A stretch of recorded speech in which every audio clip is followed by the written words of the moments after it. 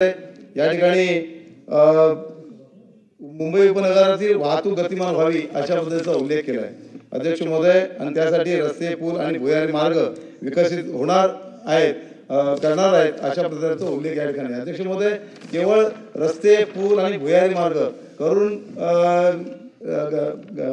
आपली वाहतूक गतिमान होईल असं नाही आहे अध्यक्ष। मुंबई शहरामध्ये जर पाहिलं तर वाहनांची वाढती संख्या आहे, त्याचबरोबर रस्त्याच्या सगळ्या मुंबईमध्ये कुठल्याही कानाकोपऱ्यामध्ये जा, रस्त्याच्या दोन्ही बाजूला वाहनांची पार्किंग आहे।